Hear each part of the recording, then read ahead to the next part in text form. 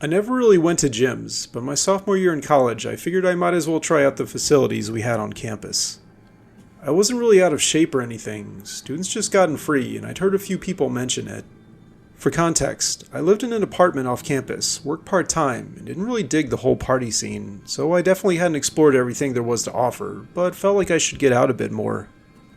I finally decided to go to our school's main gym one Tuesday evening after work. It was right after 10 p.m. when I pulled into the lot, and I was surprised at how deserted the place was. There were only 2 or 3 other cars there.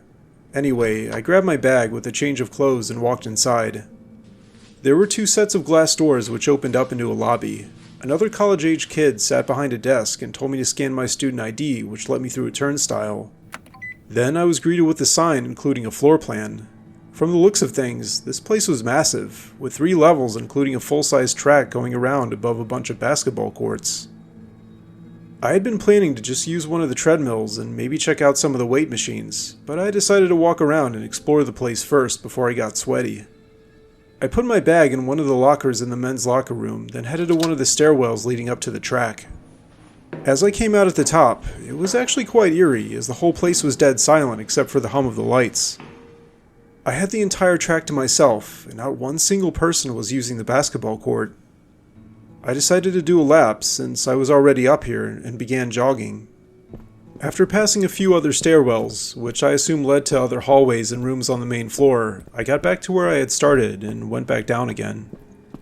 In addition to the basketball courts, the main floor also had some tennis courts and even a squash court in a separate area. There were 2 guys playing tennis, but otherwise the place was still deserted. That only left the lower level to explore, which was apparently where they had all the cardio machines in the weight room.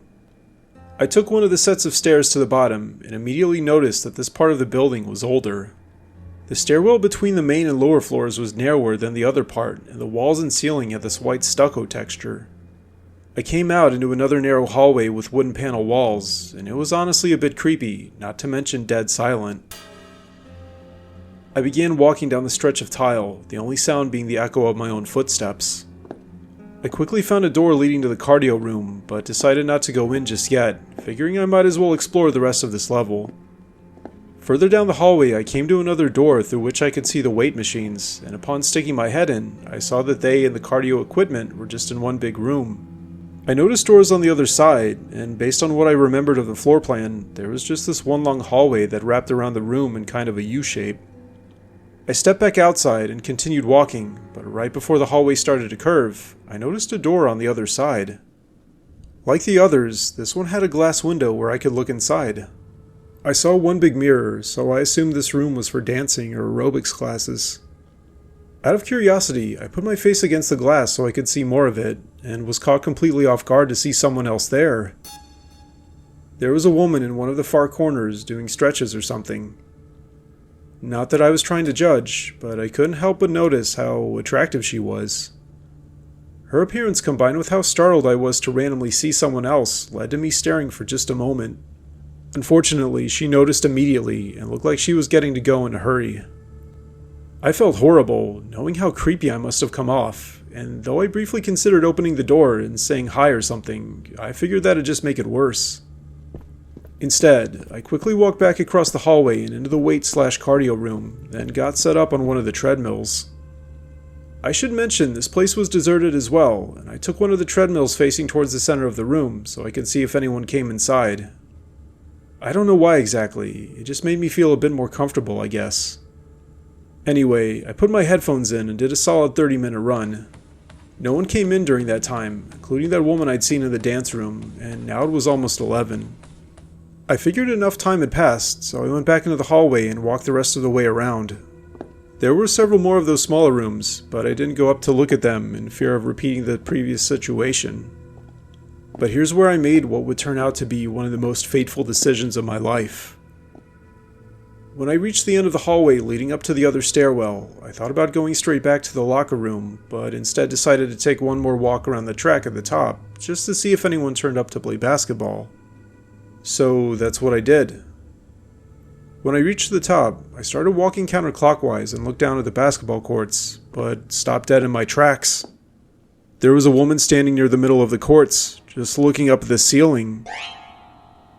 I wasn't completely convinced, but I was still like 90% sure it was the girl from earlier, just in different clothes. She was facing away from me, so I couldn't see her face. I began to replay the encounter from earlier, and began to wonder if she'd been deliberately waiting in that room for some reason. Then, in a moment straight out of a horror movie, the woman snapped her head and stared at me with this completely lifeless expression.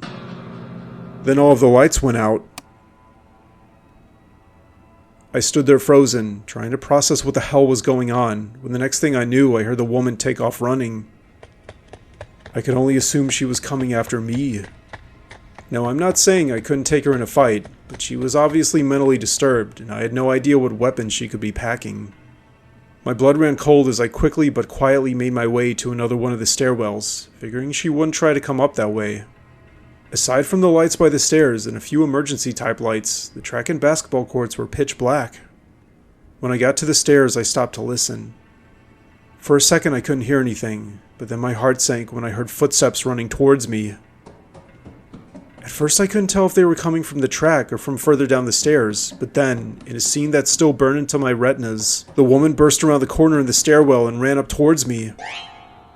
I'll admit it, I screamed like a girl and started running around the track. I didn't look back, but I felt a hand grab my arm and I yanked it away. Then the lights came on as I was almost to the next stairwell, and I heard someone yell something from down by the basketball courts. I didn't care. I sprinted down the stairs and back into the lobby, where thankfully I found that same guy from the check-in desk. I explained out of breath how the lights went out and some crazy woman was chasing me and tried to grab me, and he seemed as shocked as I was. We hid in one of the employee-only rooms, and he locked it and called campus security. Luckily, they showed up in under 5 minutes, and after confirming we were alright, they escorted me into the locker room so I could get my belongings. Now here's where things took another bizarre turn. As I was walking back into the lobby, I saw the other 2 campus security guards talking to that woman. She seemed to be on the verge of tears, and turned away quickly when she saw me. I honestly had no idea what to make of the scene, especially given what just happened. Therefore, I kept walking with the security guard out to my car and drove home. The employee also told me he was the one who turned the lights out. Apparently they did that at 11 p.m. every night if no one was using the courts, and it was just very unfortunate timing. The next day I received an email stating that the woman was very sorry for what happened and had apparently been sleepwalking. I wasn't immediately ready to believe that, but the woman also left her phone number and email and said she'd be glad to answer any questions.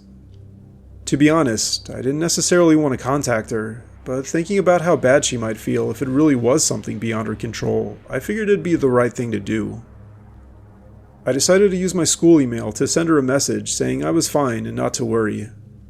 I also said if she wanted to talk about what happened, we could meet at this one cafe on campus. After sending it, I didn't expect to get a reply, but 2 days later she sent one accepting my offer to meet and saying she'd like to buy me coffee from there. I figured I couldn't back out, so the next day, which was a Saturday, I met her there. I'm not the most extroverted person, so meeting her face to face like this was rather nerve-wracking. She got there a few minutes after I did, and it was definitely awkward, but after we got our drinks, the conversation slowly got better. The woman, whose name was Rachel, was extremely apologetic and explained how she'd always struggled with sleepwalking and it started to get worse towards the end of high school. Her parents even took her to various doctors, including a neurologist and a sleep specialist, and they were trying to figure out if she was having night terrors or REM sleep behavior disorder. In the end, they didn't find a definitive answer or anything that really helped, which led Rachel to self-isolate. That was also the reason she went to the gym late at night. Rachel had apparently fallen asleep in the locker room after she went there to change back into her regular clothes. She said she had no memory of standing in the middle of the basketball courts or running up the stairs, but did vaguely remember grabbing me on the track. To be clear, I didn't blame her for that in any way, since by now I could tell Rachel was definitely telling the truth. Instead, I kept trying to lighten the mood as I could tell she felt really bad. Eventually she began to relax, and the conversation ended on a really positive note. Rachel and I actually began dating after that, and now years later we're happily married. It goes to show that you never know who you might meet and how, but terrifying experiences can lead to unexpectedly wonderful outcomes. A few years ago, I went to this professional development conference near Albuquerque. My company was paying for the entire trip, including the mileage, and the conference seemed like it would be chill, so I was actually really looking forward to it. I would be staying 3 nights in a nearby hotel, which had all of the standard amenities, including complimentary breakfast, a pool and hot tub room, and an exercise room. I'm not much of a bodybuilder, but I do like to work out regularly, so I definitely planned to use the workout machines while I was there. I'll skip over the details of the conference, since they don't matter for the story. That first night, I arrived at the hotel around 5:30 and checked in. After taking my suitcase to my room and using the bathroom, I walked back downstairs and explored the pool and exercise rooms.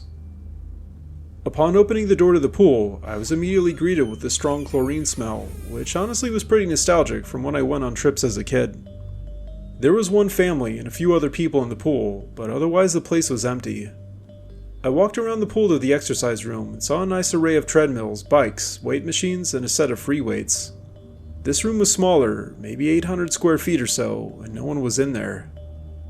After that, I got back in my car and drove to a nearby restaurant, and went to the conference center to make sure I knew where to park the next morning. I came back to the hotel and changed into workout clothes and hit the gym. The workout room was still deserted, but right when I started doing reps on one of the machines, I noticed the door open out of the corner of my eye. I had my headphones in and didn't pay attention at first, but the door remained open without anyone coming in. When I finished my set, I got up and began walking over, but whoever was on the other side immediately pulled the door shut. I stood there for a moment, then figured it was just some kid messing with me. The door had a little window in it, but whoever had been holding it open was standing out of view. I wasn't really fazed, so I started using another machine. However, just like before, the door opened almost as soon as I sat down. Now I was genuinely curious. I kept my eyes locked on the door as I finished my set, then immediately got up and started jogging over. But like before, the door quickly slammed shut. At this point, I knew someone had to be messing with me. I didn't know anyone else at this conference, so I figured it had to be a teenager or a group of kids. I walked quickly to the door and opened it, but the pool room was completely empty.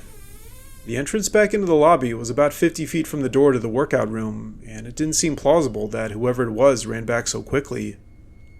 I did a 360, scanning the pool, the white plastic recliners, and the shelves with towels on them. Nothing seemed out of place. Then I walked to the edge of the pool and checked to see if anyone was hiding against the wall. There was no one. I did one more 360, and when I still didn't see anyone, I went back to the gym. I decided to use one of the treadmills right next to the door, figuring I could easily catch whoever that was if they came back a third time.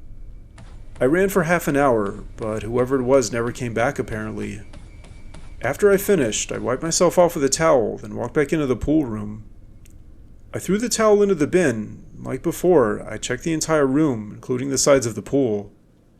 There was no one. There was also nothing else to do, so I went back to my room, took a shower, and got ready for bed. I set my alarm for 7 and fell asleep around 10:30. I go through phases of being a light sleeper and a heavy sleeper, and recently I've been waking up in the middle of the night. Therefore, when I woke up at some off hour, it wasn't unusual. However, I had the distinct sensation that something woke me up, like a sound coming from another room. I checked my phone and it was a few minutes past 2, then I turned the lamp on and got up to use the restroom. Nothing else seemed out of the ordinary until I got back in bed and had almost fallen asleep. Right before I did so, I heard what sounded like someone dragging a suitcase across the carpet, only it didn't sound like it was coming from outside the room. I immediately turned the light back on and looked around. Nothing was out of place. Around that time was when I thought about what happened earlier in the gym, but honestly it didn't make sense how the two events would be related. I walked all around, checking behind the furniture, in the closets and drawers, and even under the bed. I made sure the windows and doors were locked, and they were. Before lying back down, I even stared through the peephole for a good 10 seconds and saw absolutely no one. Eventually I told myself the sound had to have come from one of the adjacent rooms, or else I imagined it as I was falling asleep. Kind of like those sensations of falling, I guess. I lay down and fell asleep again, then woke up when my alarm went off. The conference the next day went great, and I arrived back at the hotel around 5:30 again. I was decently hungry, so like the night before, I dropped things off in my room, got changed, and went out to eat. Around 8, I was back at the pool/exercise area, this time opting to enjoy the hot tub for a few minutes before starting my routine in the gym. The pool room was completely deserted, so I leaned back and closed my eyes as I felt the water jets on my back. However, no sooner had I done so than I heard the sound of splashing water. I jolted up and looked around. The room was still empty. There wasn't any equipment by the hot tub or pool that seemed like it could make a sound like that, and nothing had fallen into the water. The only other possibility was that someone had splashed water and then sprinted into either the exercise room or back into the hallway.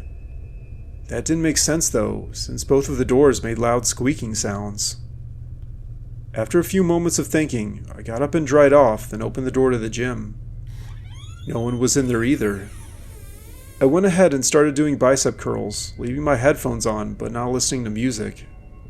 Any second I expected the door to swing open, but it didn't. Eventually half an hour passed and I was done. I dried off with the towel I'd taken, then walked back into the pool room. At this point, what happened the night before, and even the splashing sound, had almost left my mind, but when I threw the towel in the bin and looked back, I almost shouted. There, in the window of the door, was a man's face. He wasn't just standing casually either, his face was pressed right up against the glass. I stood frozen for a second, then decided I had to confront the man, since he could have been stalking me both nights I was in the gym. As soon as I looked in his direction, he moved out of view, and I walked quickly back to the gym door and pulled it open with force. There was no one in the room. I yelled "Hey!" and began running around the exercise equipment. I still didn't see anything. That left exactly one other option, what looked like a maintenance closet at the other end. Even though I expected it to be locked, it wasn't, and when I opened the door, it too was completely empty. Now I was dumbfounded. I kept looking around, trying to see if the man had climbed through a vent or some kind of hidden door in the floor or ceiling, but there was literally nothing. The ceiling looked like solid wood, and it didn't have any panels where someone could have climbed through. Not that that would have made sense either, since the man was out of my field of view for less than 2 seconds. I sat on one of the machines for what must have been 5 minutes, replaying the whole encounter. At one point, I almost decided to tell someone at the hotel, but ultimately I didn't on account of how crazy it sounded. Instead, I just went back to my room and took a shower, but not before double and triple checking everything there. After I got out, I ran around my room again and confirmed nothing was amiss. I was too worked up to fall asleep, so I started browsing X on my phone, then eventually started watching a movie. Finally, I felt my body get tired, so I set my phone down and just lay there, listening for any sounds. I didn't hear anything, and fell asleep pretty quickly after that. The next day I woke up, had breakfast, and went to the conference again. It wrapped up around 3, which left plenty of time for me to drive home that evening, so I decided to just check out and leave. I went back to my room and packed my suitcase, again inspecting everything, though honestly I wasn't sure what I'd find. Then for some reason on my way to the front desk, I decided to check the pool and exercise rooms one final time. I can't tell you why, maybe it's just my innate curiosity. I opened the door to the pool room, and as expected for this time of day, it was completely empty. I walked across the floor, the wheels of my suitcase clicking on the narrow lines of grout between the tiles. I peeked into the exercise room. It was empty too.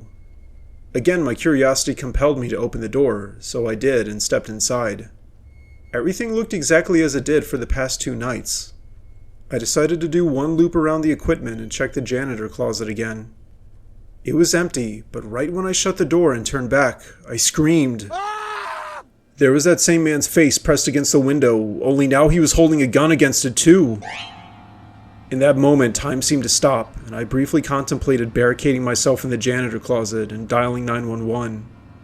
But somehow, my body entered fight or flight mode, and I chose fight.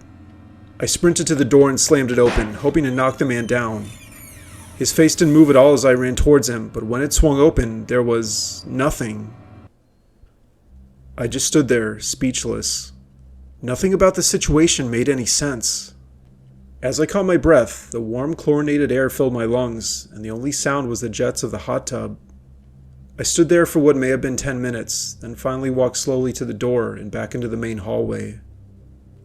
The interaction with the lady at the front desk didn't feel real, nor did getting in my car and starting to drive back. The entire way, I kept replaying every detail of the events in my mind, including the image of that man holding the gun up to the window. I thought about it intently when I got back and during the next several days at work, but in the end, I never told anyone. The best explanation I could come up with was that the chlorine or something else in the water made me hallucinate. I'm not sure if the noises I heard that first night in the hotel were related, but I guess it's possible. As far as why I had that particular hallucination, I have no idea. My guess is I started to get creeped out and afraid, and a man holding a gun was the scariest thing my subconscious could come up with. Needless to say, I'm a lot more wary of pools and exercise rooms when I travel, and instead of working out there, I usually just go for a walk. What follows is the most disturbing event of my life so far, but I need to give the backstory. I spent 2 years at our local community college before transferring to a 4-year university, and for the most part loved the experience. Classes were way cheaper, and I didn't have to move or commute long distance, and I even worked for the college during most of my second year. I worked in our campus's gym, which I guess was pretty standard. It had 2 rows of treadmills and ellipticals and various weight machines. I'm not really a gym person, but the position was open when I applied and the hourly pay was great. Another key piece of information was the fact that this campus was big and new and mostly empty, and the gym was actually on the 3rd floor. I think the building was finished just a year or 2 before I took classes and started working there, and I guess they were still trying to fill it up with classes. As a consequence, the gym was almost always completely empty, which I liked, and I had a ton of downtime to work on homework, read stuff online, or just sit back and listen to music. Incidentally, being on the 3rd floor meant I could sit in this little lobby area right outside the entrance to the gym. It was on the corner of the building, and the huge glass windows looked out over this relatively undeveloped part of the city. There was a shopping center and metro station in the distance, but otherwise it was mostly fields. There were also walking trails that went around a little pond and under the road, and I'd sometimes go there between classes when the weather was nice. Nothing out of the ordinary happened until one day when I was sitting in the lobby area looking out at the scenery. I was an hour into my shift, which ended when we closed at 11 p.m. I'd already checked out with a day person, another student named Mike, and after doing a walk around and filling out some forms, there literally wasn't anything else to do. There wasn't anyone using the gym, and Mike had already gone home, so I was there by myself, which again wasn't that unusual. I figured it was fine to sit in the lobby, since I could see anyone who might walk in to use the gym. Anyway, I was just staring off into space when I noticed someone walking on one of the trails. They were too far away to make out details, but judging from how they walked, I guessed it was a man. It seemed like he was wearing a plaid shirt and blue jeans and was slowly making his way around the pond. For reference, this was around 7 p.m. and the sun was starting to set. I sat there watching him, and after a minute or so he'd walked all the way around and started making another loop. I kept looking, and he kept going around and around. He never stopped or went anywhere else. Instead, he continued a slow, deliberate pace. Maybe half an hour later, I heard our office phone ring, so I jumped up and ran back inside the gym. I answered it, and it was a student wanting to know our schedule. After giving it to him and telling him he could find more information online, the person thanked me and hung up. Therefore, things went back to being dead quiet. I walked back into the lobby area, and sure enough, that man was still there walking around the pond. I kept checking on him periodically until around 9 when it became too dark to see that far. The man was still doing laps. I honestly didn't think that much of it that first night, figuring the man was probably just getting some exercise after work. I didn't feel afraid walking back to my car at 11 after my shift ended, even though I was a young, petite woman. Most of the college staff had already left. Part of the reason was that the parking lot was well lit and I parked close to the main entrance of the building, and another part was because nothing bad ever happened on campus. Also, there was no indication that the man meant anyone harm, or that he'd know when my shift ended and wait for me outside or anything. Over the following weeks, I saw the man a handful of times. I worked the evening shifts from 6 to 11 on Mondays, Wednesdays, and Thursdays, and the guy was there maybe half the time on Wednesdays and Thursdays. I began checking for him at the start of all my shifts, and on the days he was there, he'd be there right at 6. He'd also keep making laps until it became too dark to see. I think I mentioned the man to my coworkers the second or third time I saw him, and it became kind of a running joke, or at least something to break up the monotony. Apparently he never did laps on any other days, as none of the other staff saw him. In fact, he only seemed to walk around during my shifts. For instance, Mike would usually work during the day before I started, and though he'd check for the guy periodically, he wouldn't see him. It was only when we'd walk out to the lobby right after 6 that we'd both see him walking. It still never dawned on me that the man doing laps was somehow connected to me working, since why would it be? I usually kept to myself and only went on like 1 or 2 dates during my time in community college. I also didn't have any crazy exes or anyone else who might hold a grudge, so I had no reason to suspect that someone might be stalking me. One day, I think it was a Wednesday, it was raining heavily near the start of my shift. This was in early November and it was like 50 or so degrees out. After shaking off my umbrella and riding the elevator to the 3rd floor, I walked to the little lobby area. There was the guy. Like always, he was walking around the pond, but he didn't seem to have an umbrella or be wearing a raincoat. I think this was the moment he went from being a mere curiosity to something a little unsettling. I watched him instinctively, and sure enough, he kept doing laps, rain pouring down on top of him. The day worker was Pamela, and I told her to come out to the lobby with me. We both looked at the man, and neither of us knew exactly what to do.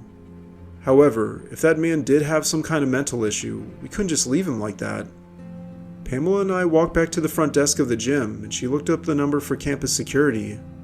We called and spoke to one of the officers in the building named Jim, who I'd interacted with before and was very sweet. Long story short, since the man wasn't technically on our campus, we need to contact the actual police. Jim advised that we call, since he wasn't familiar with the man and we were, which honestly made sense. He did agree to keep an eye out for anyone who looked like they might be in trouble, and we thanked him and hung up. For some reason, I didn't want to call the police right away, mostly because maybe that guy just liked walking around and the rain didn't bother him. He also hadn't done anything, and we had no idea who he was. Pamela's shift had already ended, so I didn't want to keep her much longer, so I went out to check again. Sure enough, the man was still doing laps, and the rain was coming down even harder now. That convinced me we had to say something, so Pamela and I called the non-emergency number and explained the situation to the operator. I'm not sure what she thought of it, but she was very polite and assured us someone would check on the person. Then we hung up the phone, and that was that.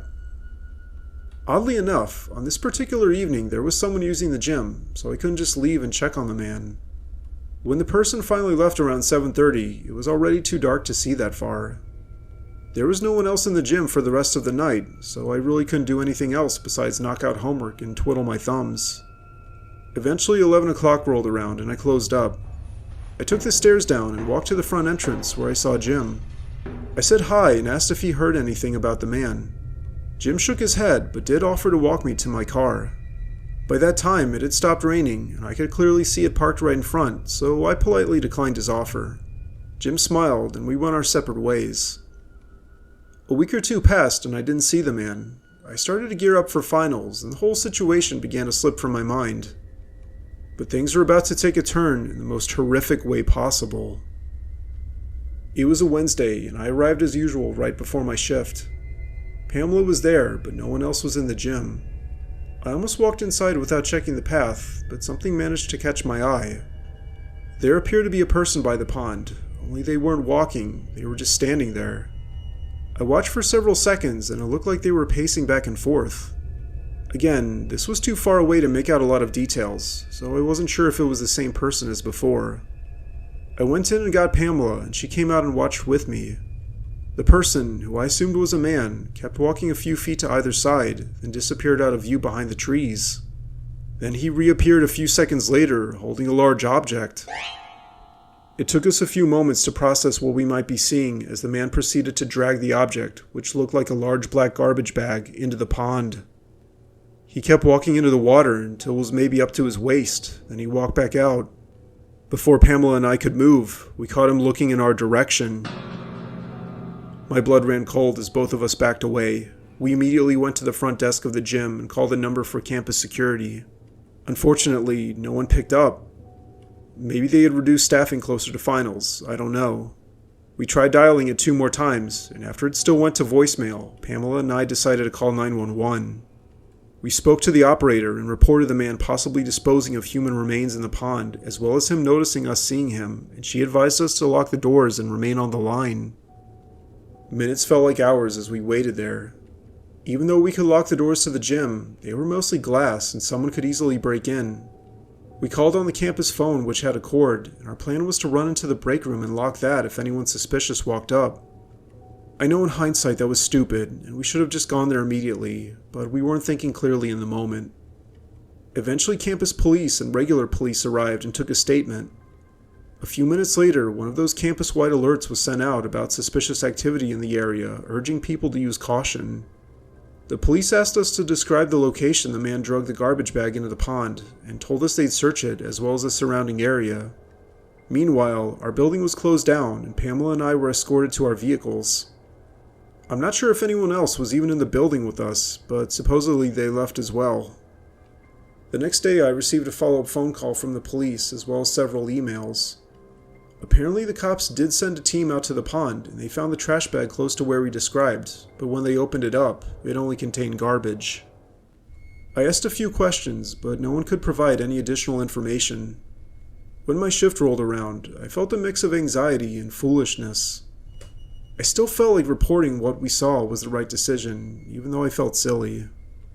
When I got to the gym, one of the administrators who supervised the college workers was there, and we had a brief meeting. Her name was Susan, and she was an older lady and very sweet. She reassured me that I did the right thing, and even joked about the cops getting exercise as a way to lighten the mood.